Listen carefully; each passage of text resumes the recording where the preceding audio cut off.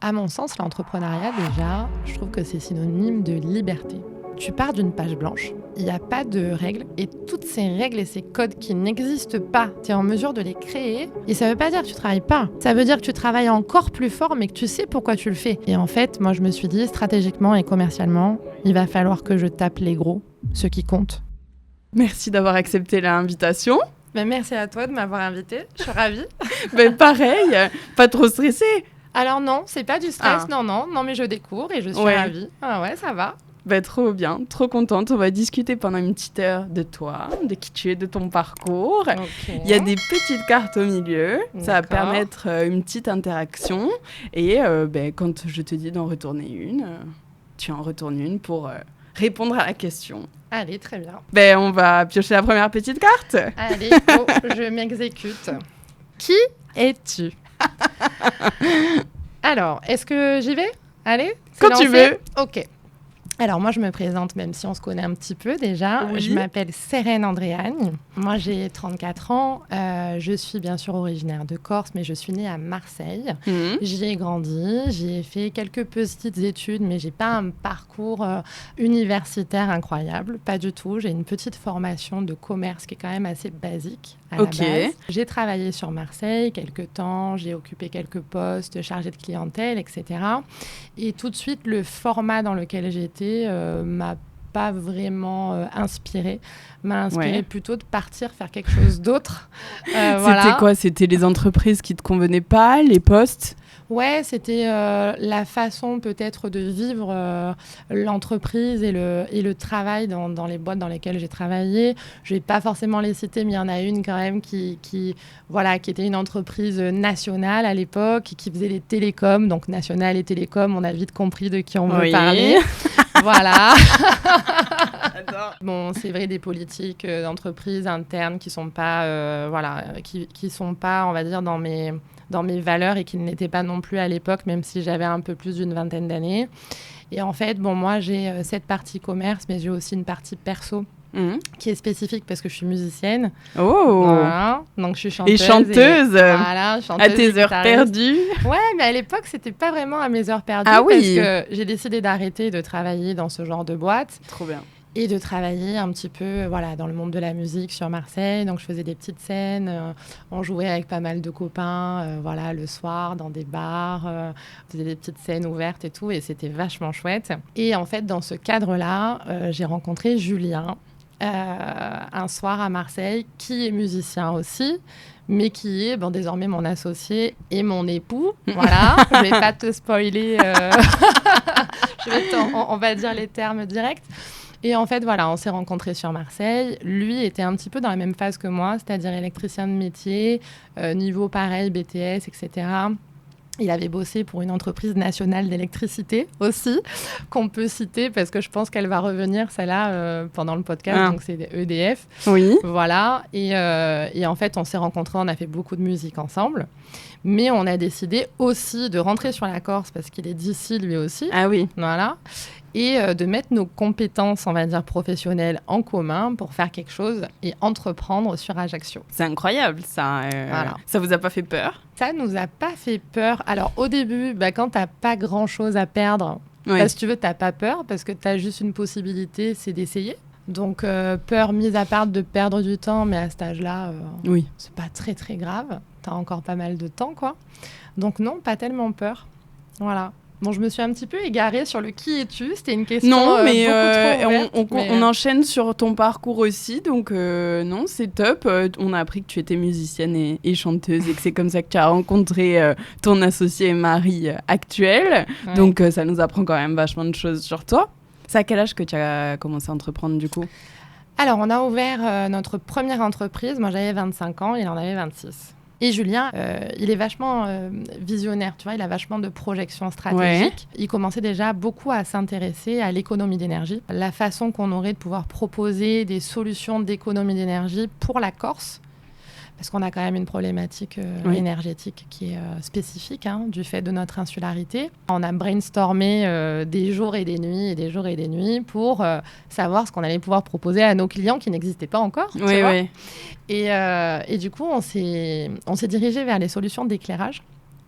des solutions d'éclairage performants en énergie, dans des éclairages à technologie LED. Et on a commencé à réfléchir à ce qu'on pourrait proposer avec une valeur ajoutée différente que simplement proposer de vendre un produit, de le vendre à tel prix. Et, d'être vendeur, quoi. Voilà, et puis de dire, si vous passez sur un éclairage LED, vous allez économiser de l'argent, de l'énergie et donc de l'argent. Oui, mais dans quelle mesure, comment, qu'est-ce qu'on dimensionne, pourquoi, quel est l'intérêt, est-ce qu'il y a des réglementations, est-ce qu'il y a des normes et tout ça. Enfin, il manquait des données. Il manquait quand même pas mal de choses pour avoir une offre qui soit pertinente et qui soit différenciante par rapport à ce qu'il y avait déjà sur place. Du coup, on a décidé de partir sur un concept complètement complet, c'est-à-dire créer une marque corse d'éclairage. Donc, incroyable, ça me fascine. Non, mais c'est... Comme je te dis, tu vois, on n'avait rien à perdre en fait. Donc le champ des possibles, il était hyper large. Ah oui. Non, mais vous vous êtes pas mis de limite et on va créer une marque de luminaires qui dépense moins d'énergie, qui dure dans le temps, rapport qualité-prix super, enfin tout ce qui vous compose encore aujourd'hui. C'est ça, c'était l'idée. Donc c'était l'idée de base, après avoir si c'était réalisable, dans quelle mesure, etc. Donc c'est le job qu'on a fait. C'est-à-dire, moi, il a fallu que je monte en compétence sur la partie technique parce que, autant te dire que avant de rencontrer mon associé, je ne savais pas qu'est-ce qu'il fallait que je prenne comme ampoule quand j'en avais une qui grillait dans mon appartement marseillais, on va pas se mentir. Donc, du coup, monter en compétence là-dessus. Et puis, on a décidé de mettre en place un cahier des charges avec quelques produits, tu sais, on va dire plutôt standards. Tu vois, ce que tu as ici dans le studio, donc des pavés LED qu'on appelle, voilà, des dalles, des downlights, des spots, enfin des éclairages, on va dire, random, tu vois, des gammes dont on a besoin quand on est professionnel, tu vois. Et une fois que ça a été fait, on s'est mis à chercher des fournisseurs qui pourraient nous accompagner sur l'élaboration d'une marque. Et en fait, on s'est rendu compte que par rapport aux exigences techniques qu'on avait, il allait falloir qu'on aille plus loin et qu'on s'appuie sur des ingénieurs en électronique et qu'on parte en Asie parce que c'est là-bas que tout se passe au niveau électronique. Et c'est ce qu'on a fait.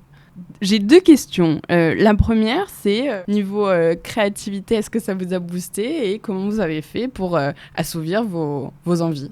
Ok, bon alors je vais te communiquer quelques-uns de mes secrets. Du coup, en termes de budget, ce qu'on a fait, c'est qu'on a déjà commencé à accompagner des professionnels sur de la rénovation d'éclairage en leur proposant des études énergétiques. En gros, en faisant un état des lieux de ce qu'ils avaient en place, en calculant la puissance nominale, le nombre d'heures d'éclairement, etc., pour pouvoir le comparer avec une projection en préconisation sur un éclairage performant. Et donc de faire la même chose pour en déterminer des économies annuelles à réaliser, du temps de retour sur investissement et vraiment de l'intérêt qu'il y avait à mettre en œuvre ou pas ce projet. Généralement, il y avait toujours un intérêt certain puisqu'on parlait d'un temps de retour sur investissement inférieur à 2 ans, donc à 24 mois, et à des économies où tu allais chercher jusqu'à 70% de baisse des coûts d'exploitation sur le poste éclairage. Ah oui. Voilà. Donc, en fait, on a commencé à proposer ça à des professionnels ici, mais avec des produits issus d'autres marques, pas de notre marque, pour pouvoir récupérer, faire entrer un petit peu d'argent et pour pouvoir réinvestir cet argent dans le développement des cahiers des charges de nos propres produits à nous, parce qu'on n'avait pas lâché cette idée. Et donc, ça me permet de faire un pont et de pouvoir répondre à ta première question. Donc, c'est un peu décousu, mais c'est pour ça que je voulais commencer par là, tu vois, et à te dire... oui, c'était extrêmement stimulant parce que tu crées quelque chose, tu crées une marque, donc tu crées une identité, tu crées une histoire. Parce que tu sais, quand tu crées une marque, tu as toute une histoire qui va avec. Et nous, on le vivait vraiment de l'intérieur, tu vois. C'est-à-dire, pourquoi créer une marque ? Pourquoi aller chercher une certaine efficience, tu vois, un certain rendement ? En nous, on appelle ça... le rapport d'efficacité lumineuse en lumens par watt, mais c'est un peu comme le rapport poids-puissance pour une voiture, si tu veux, c'est un peu la même chose, c'est-à-dire comment est-ce que je vais faire techniquement pour aller chercher le plus de lumière en consommant le moins d'énergie possible, tu vois. Voilà. Et donc ça, c'était hyper intéressant, parce qu'en plus, c'est couplé au voyage et c'est couplé à la montée en compétences techniques, me concernant en tout cas, parce que, moi, comme je te dis... Oui, tu venais pas du tout de ce milieu-là. Pas du tout. Mais bon, ça m'intéresse parce que forcément, si tu veux vendre quelque chose de bien, si tu veux accompagner tes clients du mieux possible, c'est fondamental de maîtriser la partie technique de ton produit. Est-ce que ça t'intéresse aussi d'en apprendre sur plein de domaines d'activité, pas forcément... Il y a de ça aussi, je pense que tu es avide de connaissances et donc du coup, quand tu veux t'engager dans quelque chose, tu vas le faire jusqu'au bout et monter en compétence pour ça. Eh bien oui. Alors des fois, ça peut être... Tu sais, on a toujours le défaut de ses qualités, je trouve. C'est-à-dire que forcément, avide de connaissances, bien sûr, parce que plus tu en sais, plus tu vas pouvoir accompagner tes projets de la meilleure façon possible. Après, on dit quoi ? Le trop est l'ennemi du bien ? Ou le plus est l'ennemi du bien ? Oui, quelque chose comme ça. Je suis bidon en citation comme ça. Moi, généralement, aussi, je les inverse. Je fais des trucs un peu bizarres. Donc, j'adore. C'est queue de chandelle et quoi ? Et bout de poire. Voilà, oui, c'est un peu l'histoire. Ouais. Il y a Fox ou Galet. Vraiment... Ouais. On adore. Moi, j'adore ça. Hein. Elle est pas mal, celle-là. Je l'ai gardée. Ouais. Ouais, donc oui, bien sûr. Après, il faut pas en faire trop parce que tu sais, c'est toujours aussi l'histoire du 20-80 ou je sais pas. Il y a plein de trucs comme ça. Oui, Pareto, la loi de Pareto. Moi, c'est vrai que j'ai plutôt l'habitude de vivre et de travailler à 200% ou même à 300%. Donc, des fois, c'est un peu contre-productif parce que pour arriver au même résultat, ça m'arrive de mettre peut-être le double de temps.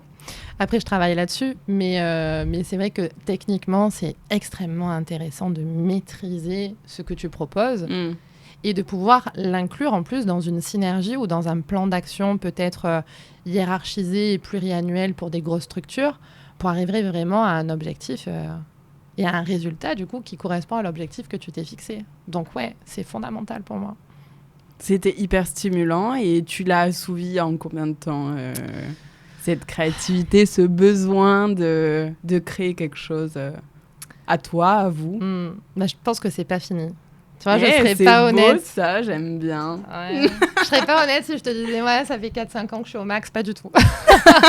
Absolument pas. Non, je crois que ce moment n'est pas encore arrivé, mais parce que de quelque chose qui est hyper finalisé, nous, on parle d'offres commerciales ou de départements, tu vois, maintenant. Donc, tu as le département rénovation d'éclairage en B2B qui t'amène à construire des relations significatives avec tes clients. Et du coup, pour la maîtrise de la demande en énergie, dans la globalité, souvent, ils te consultent parce que il s'est passé quelque chose, il y a une relation de confiance qui s'est construite. Et toi, tu as envie de pouvoir répondre à ce client. Oui. Tu vois ? Du coup, tu essayes de monter en compétence sur des sujets qui sont connexes, transversaux, etc., mais qui sont quand même intéressants, tu vois. Et du coup, tu viens à réfléchir à, par exemple, le photovoltaïque. Oui. Tu vois, tu me vois venir. Oui. Tu viens à réfléchir aussi au pilotage en GTC, donc en gestion technique centralisée, pour avoir un système qui te permette de gérer toutes tes dépenses énergétiques sur une seule et même console, tu vois. T'en viens à pas mal de choses. Et après, il n'y a jamais de fin, quoi. Waouh Que signifie l'entrepreneuriat ? À mon sens, l'entrepreneuriat, déjà, je trouve que c'est synonyme de liberté. Pourquoi ? Parce que tu pars d'une page blanche.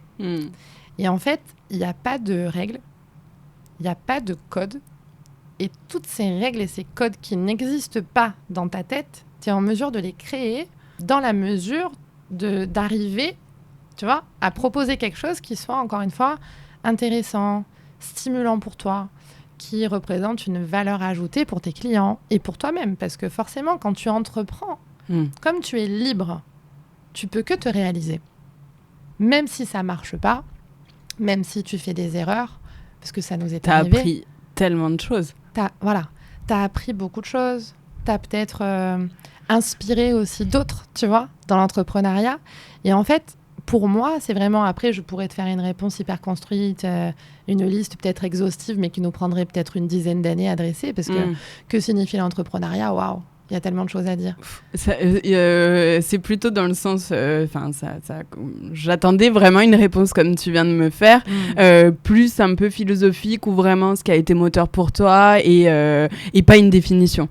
La définition, on ouvre un dictionnaire et on l'a. Mais en même temps, capsule, c'est quoi ? C'est de comprendre les motivations derrière les entrepreneurs, les entrepreneuses, qu'est-ce qui pousse à faire autant de choses, et des fois d'attendre des années avant de récolter des fruits, voire des fois on les récolte jamais parce qu'on se plante. Mais qu'est-ce qui fait en fait qu'on est motivé tous les matins à faire ce qu'on fait, à être heureux de ce qu'on fait et pas de rester dans un emploi salarié, même s'il peut être hyper bien pour nous et hyper stimulant, mais on a choisi l'entrepreneuriat, donc pourquoi ? Du coup, liberté et puis après tout ce que ça implique, tu vois, parce que tu as les remerciements de tes clients. Ouais. Quand ils sont satisfaits, donc ça, franchement, c'est la meilleure des récompenses que tu puisses avoir. Tu as la création de postes. Nous, on a eu la chance maintenant de pouvoir ouvrir plein de services, tu vois. Donc, on a plusieurs entités, donc plusieurs entreprises, mais on a aussi plusieurs services, tu vois, du secrétariat au service commercial, au bureau d'études interne, aux équipes chantiers, aux équipes logistiques aussi. C'est génial, tu vois. Quand tu vois que tu arrives à proposer un plan de carrière à un jeune qui sort de la fac ou à quelqu'un qui était en reconversion professionnelle, qui a toute une antériorité derrière elle et qui se rend compte que l'entreprise, ça peut être sous un format différent. Dans le cadre de la liberté, tu as possibilité aussi de vivre dans ton entreprise de la façon dont tu as envie de vivre réellement. Et ça ne veut pas dire que tu ne travailles pas. Ça veut dire que tu travailles encore plus fort, mais que tu sais pourquoi tu le fais. Et tu as décidé de ton objectif, quoi. Ouais. Et ça, la liberté, pour moi... si tu arrives à l'avoir, vraiment, c'est génial. J'ai pas toujours eu envie, je pense, de créer quelque chose à moi, parce que je pense qu'on est quand même assez formaté. Ouais. Moi, je suis une enfant des années 90, pile poil. Donc, tu sais, la conseillère d'orientation qui te dit « Mais qu'est-ce que tu veux faire plus tard ?» Tu vois, ils essayent de te mettre dans un cadre. Et en fait, moi, le cadre, ça m'a jamais convenu du tout parce que j'avais quand même des bonnes notes. Mais alors, par contre, en termes de comportement, c'était la catastrophe. Ma mère, la pauvre. Franchement, maman, je suis désolée. Vraiment.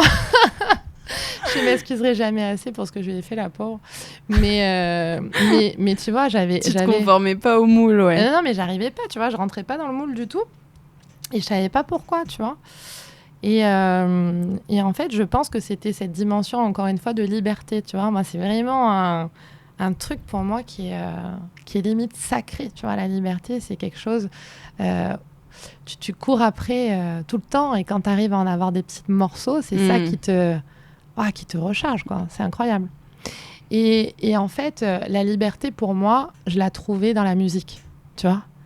Parce que même si tu reprends une chanson qui existe déjà, que tu fais un cover de quelque chose, tu la reprends, tu la retransformes, tu prends ta guitare, tu te fais une session acoustique, tu retravailles l'arrangement, tu te dis, ma voix sur les harmonies, elle pourrait être comme ça. Enfin voilà, tu vis ton truc et tu donnes une émotion différente. Ouais, tu l'interprètes différemment. Après, sur les compositions, c'est encore différent. Moi, j'arrive pas à écrire, je sais pas faire, mis à part des chansons paillardes et c'est pas ouf. Vraiment. On en veut une, s'il te plaît. Ouais, je te fais ça en off quand on sera pas filmé. Mais voilà, donc je l'ai trouvée là-dedans, cette liberté. Et en fait, je pense que c'est vrai que d'avoir rencontré Julien, qui lui a toujours été très ambitieux, il avait déjà l'esprit de l'entrepreneur, vraiment. Il t'a embarqué. Et je pense qu'il l'a plus que moi. Tu vois, vraiment. Il m'a embarqué parce que lui, il a les idées. Et moi, je suis le bras armé de la situation, tu vois. Voilà, c'est les idées, les offres, elles sont comme ça. On pourrait faire comme ci, on pourrait faire comme ça. Moi, j'arrive, je mets un peu de paillettes et je diffuse. Okay. C'est un peu comme ça qu'on est complémentaires, quoi, tu vois. Ok, donc en fait, ton envie d'entreprendre, est-ce qu'elle est arrivée quand tu as commencé à te lancer dans la musique et à faire des concerts, de te représenter et ensuite, ça s'est encore plus concrétisé, tu es allé plus loin avec la création de l'entreprise actuelle avec Julien et cette association. Le goût de l'entrepreneuriat, vraiment, je pense que c'est Julien qui me l'a donné, tu vois. Et maintenant, je peux pas vivre sans. Je peux pas vivre sans. Et ce qui est un peu fatigant, c'est que il y a toujours des idées qui te viennent par-dessus, tu vois. Ah, mais si on faisait ça, en plus, on pourrait proposer ça, ça serait génial pour nos clients, non ? Ouais, mais ça serait génial pour nous aussi, parce que quand on a une offre qui est bien établie et qui fonctionne, et tu vois, une entreprise qui se porte bien, qui embauche, qui se développe, etc., ben finalement, oui, c'est bien. Mais qu'est-ce qu'on fait après ? Ouais, tu as ce besoin de créativité toujours... c'est clair. Faut que ça bouge. Je pense qu'il est temps que tu présentes tes entreprises. Alors, ouais, je vais te présenter ça. Donc, on a l'entreprise historique, tu sais, la fameuse entreprise qui propose de l'éclairage performant à des clients professionnels et collectivités, administration publique. Cette entreprise, elle s'appelle Deltalux et du coup, on l'a créée à cheval sur 2016 et 2017 quand on a commencé à proposer en fait nos solutions à nos clients. C'était déjà Deltalux, du coup, sous le format qu'on connaît aujourd'hui, qui propose des luminaires de marque Corse. Donc, la marque s'appelle Portalugi.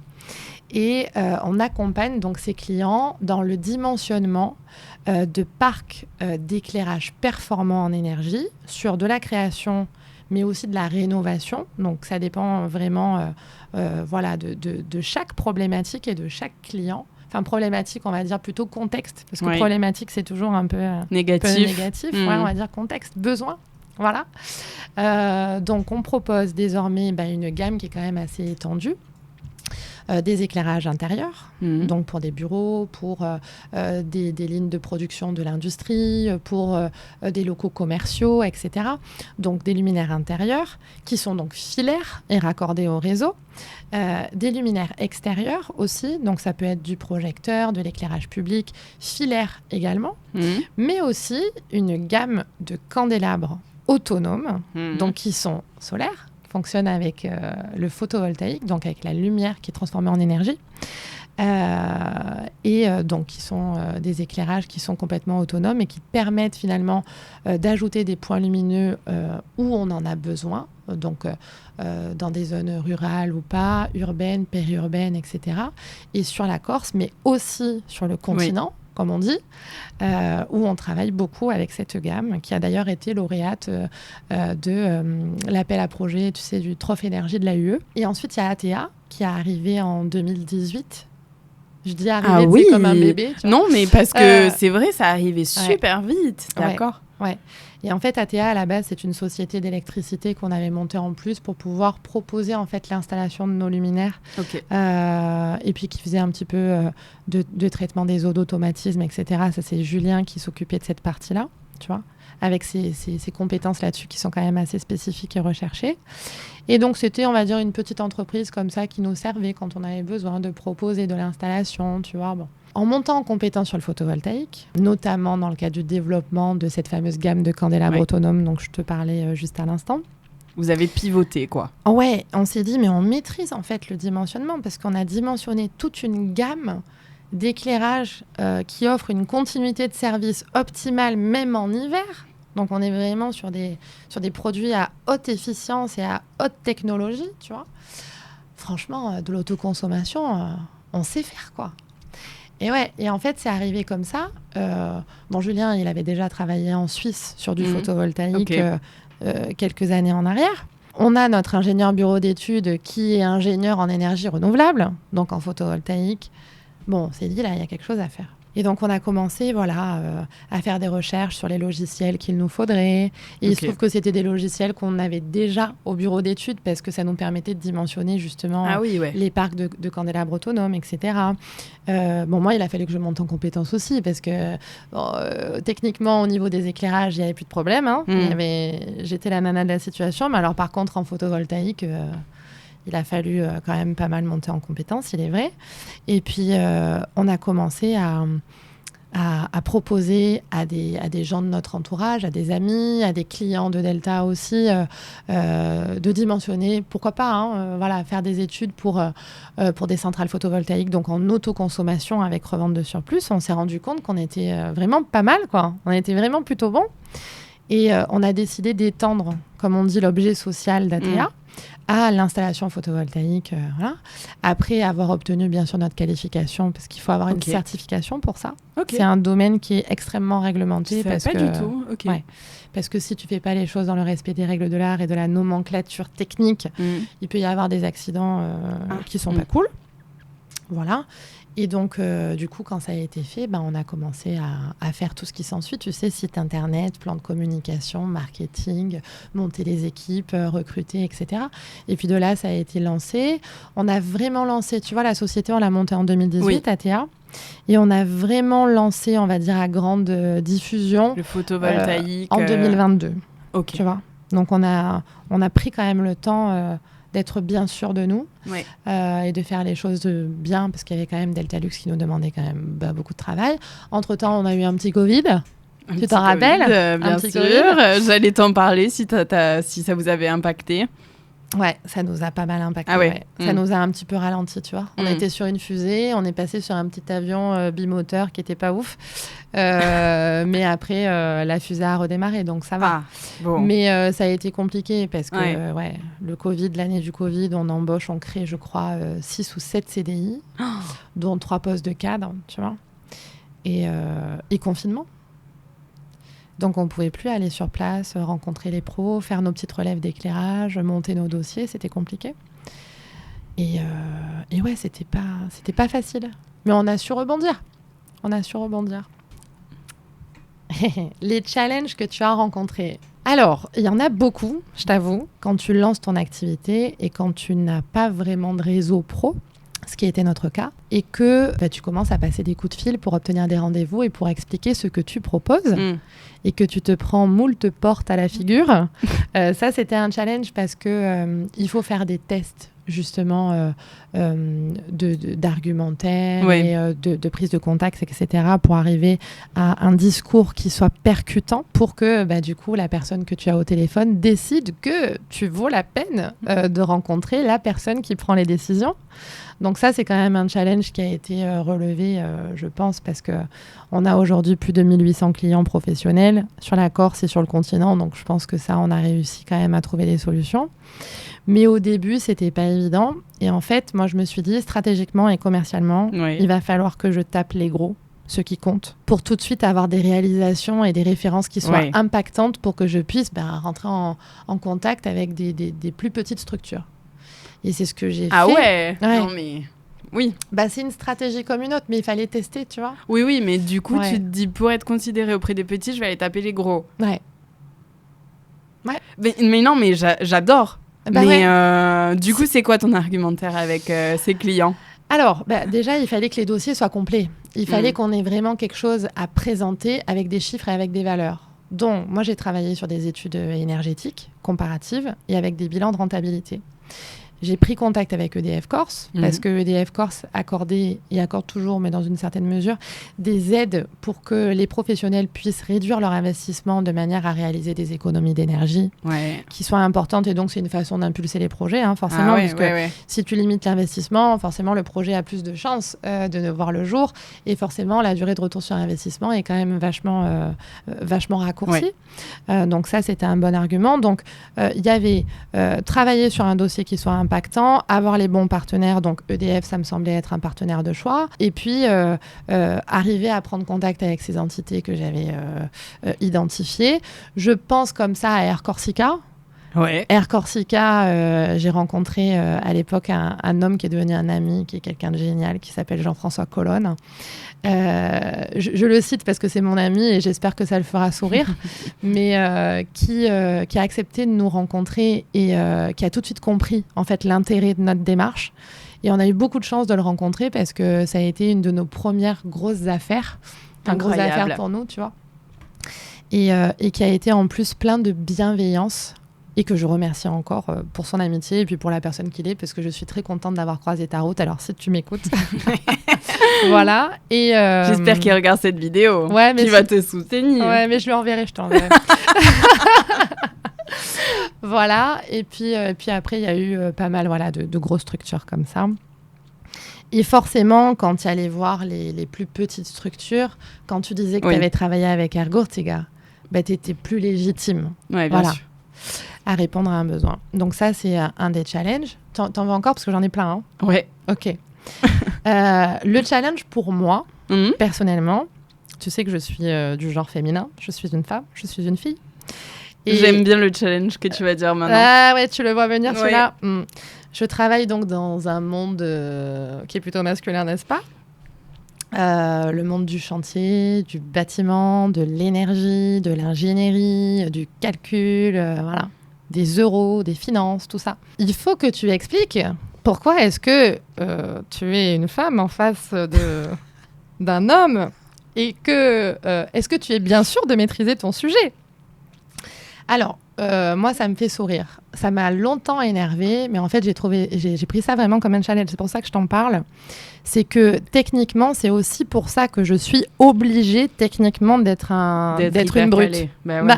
Ouais, parce que je déteste qu'on me pose une question qui est dans mon scope et ne pas avoir la réponse. Ça, c'est quelque chose, je peux me mettre en boule dans un coin et me balancer comme ça. Vraiment, c'est pas possible. Déjà, c'est ton besoin à toi d'être calé et d'avoir des réponses qualitatives sur ton entreprise. Précise. Il faut que ce soit précis. Tout est dans la précision, quoi. Et ça me faisait sourire parce qu'il fallait être encore plus technique que les hommes pour avoir une légitimité, quoi.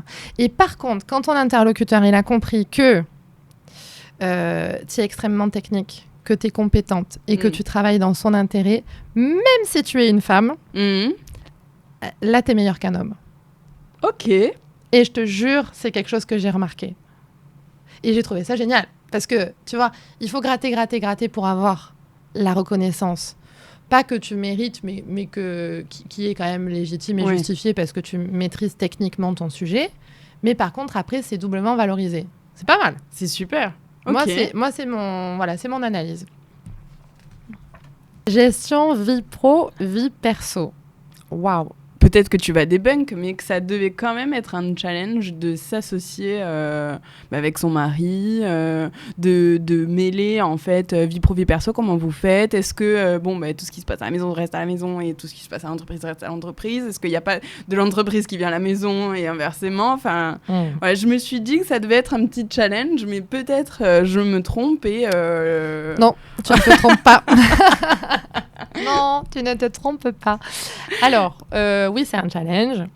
Après, c'est un choix qu'on a fait en essayant d'en mesurer tous les avantages et bien sûr tous les inconvénients. Les inconvénients sont nombreux, mais les avantages aussi, parce que tu as possibilité de voir la personne avec laquelle tu vis très régulièrement, parce que tu travailles avec. Voilà, ça a aussi ses inconvénients, parce que du coup, si tu n'as pas envie de le voir, tu le vois quand même. Donc ça aussi, c'est un inconvénient certain, on ne va pas se le cacher. Non, pour répondre de façon plus sérieuse...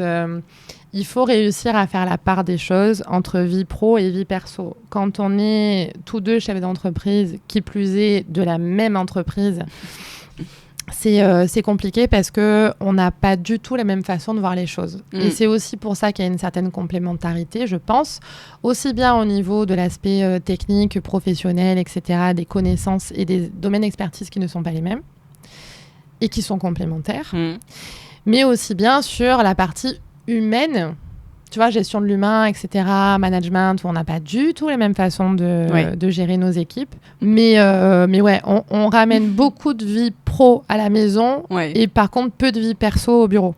Ok. Donc, ça va. Ouais. C'est mieux ça que l'inverse. Oui. Voilà. Après, c'est notre vie et elle est chouette. Il y a des enseignements que vous avez tirés, peut-être des conseils de personnes qui s'associent en couple ou pas, des personnes de la même famille, des amis, des conseils à donner aux associés ? Oui, toujours garder beaucoup de bienveillance parce que même si c'est ton associé, si tu vis avec et que tu fais ta vie avec, parce qu'on a quand même un petit garçon qui a 3 ans et demi, donc voilà, toujours garder de la bienveillance et toujours garder ça en tête. Parce que dans le boulot, il peut y avoir des cas d'ego qui se posent. Il peut y avoir des désaccords qui peuvent représenter quand même des grosses décisions ou beaucoup d'argent aussi. N'ayons pas peur des mots parce que c'est... Voilà.